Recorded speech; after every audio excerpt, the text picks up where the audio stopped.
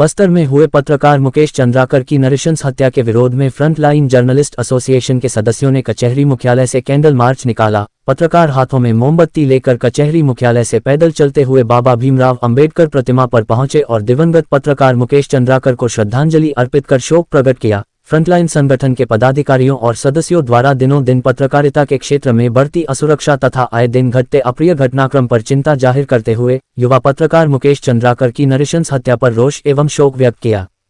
Frontline के संरक्षक आरिफ अंसारी ने कहा, पत्रकार समाज का आईना होते हैं। जो समाज का स्वरूप होता है पत्रकार उसे प्रकाशित करता है, लेकिन देखने में यह आ रहा है कि समाज के विकृति को उजागर करने का प्रतिफल पत्रकार को आघात के रूप में झेलना पड़ रहा है। वहीं वरिष्ठ पत्रकार विनय मौर्य ने कहा, दिनों दिन बिगड़ती पत्रकारिता की दशा और असुरक्षा के पनपते माहौल का उल्लेख करते हुए सुधार की आवश्यकता पर बल दिया गया, साथ ही पत्रकार सुरक्षा कानून के त्वरित क्रियान्वयन की आवश्यकता पर बल दिया।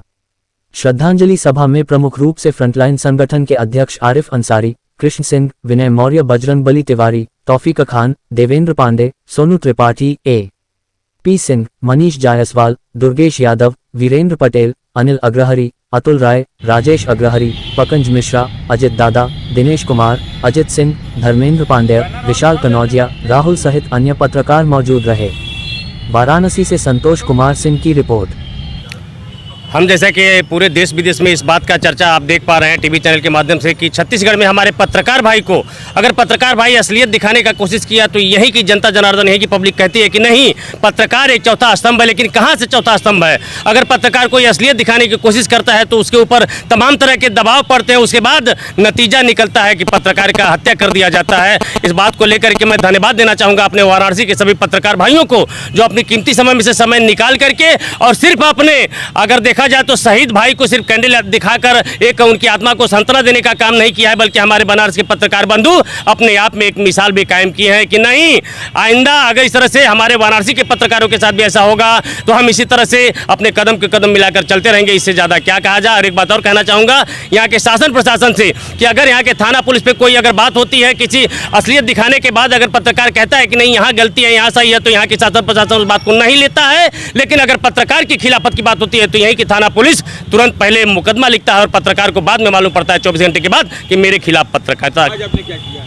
आज अगर देखा जाए तो भाई हमने तो कुछ नहीं किया। वाराणसी के सभी पत्रकार भाई उसी बात को लेकर के, जैसे हम सभी का एक पत्रकार भाई शहीद हुआ था, उस शहीद भाई के नाम से वाराणसी में हम सभी पत्रकार वाराणसी के कैंडल यात्रा निकाल कर उस भाई की आत्मा को शांति नमन करने के लिए यह कार्यक्रम किया गया।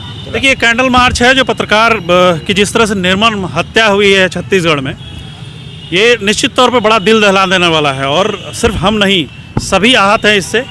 और जब पत्रकारों की बात आती है तो निश्चित तौर पे मामला सिर्फ लिपापोती का होता है। यही अगर किसी नेता की हत्या हुई होती, किसी पुलिसकर्मी की हत्या होती, तो सिर्फ क्या एक जो जिसके नाम पे नामजद है वो सामने आकर के सिर्फ उसको एक मुकदमा करके जेल भेज दिया जाता?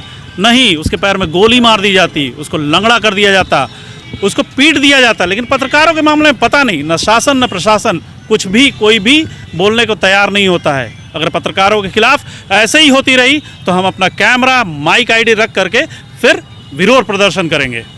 जी देखिए, सबसे पहले मैं शासन से मांग करूंगा कि पत्रकार सुरक्षा एक्ट लागू करें। आज हमारे बीच एक पत्रकार साथी की हत्या हुई जिससे हम लोग बहुत निर्मम हैं। आज अगर यही बात, यही घटना किसी शासन और प्रशासन स्तर के साथ हुआ होता तो शायद घटना कारित करने वाले लोगों को, अभियुक्त को गोली मार दिया गया होता। लेकिन पत्रकार की जब बात आती है तो कहीं ना कहीं शासन और प्रशासन संवेदनहीन हो जाता। मैं ये सरकार से पूछना चाहूँगा, आखिर ऐसा क्यों? सच्चाई लिखने के एवज में सिर्फ फर्जी मुकदमे और जान धोना ही है?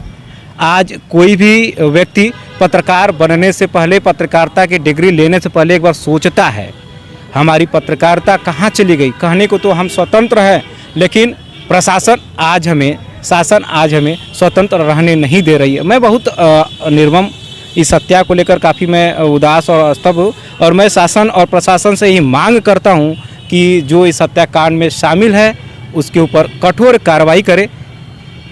आज आपने कैंडल मार्च निकाला, कहाँ से कहाँ निकाला है, आप क्या संदेश देना चाहेंगे? जी देखिए, हम लोगों का जो कैंडल मार्च रहा ये जिला मुख्यालय से होते हुए अम्बेडकर पार्क तक रहा हम लोगों ने कैंडल मार्च निकाल कर हमारे बीच जो पत्रकार साथी नहीं रहा उसको हम लोग श्रद्धांजलि दिए। और मैं यही कहना चाहूँगा कि अभी समय है हमारे पत्रकार साथियों को जागने का और संकल्पित होने का कि उठिए, जागिए, लड़िए, तभी हम अपने हक के प्रति लड़ाई लड़ पाएंगे और जीत पाएंगे।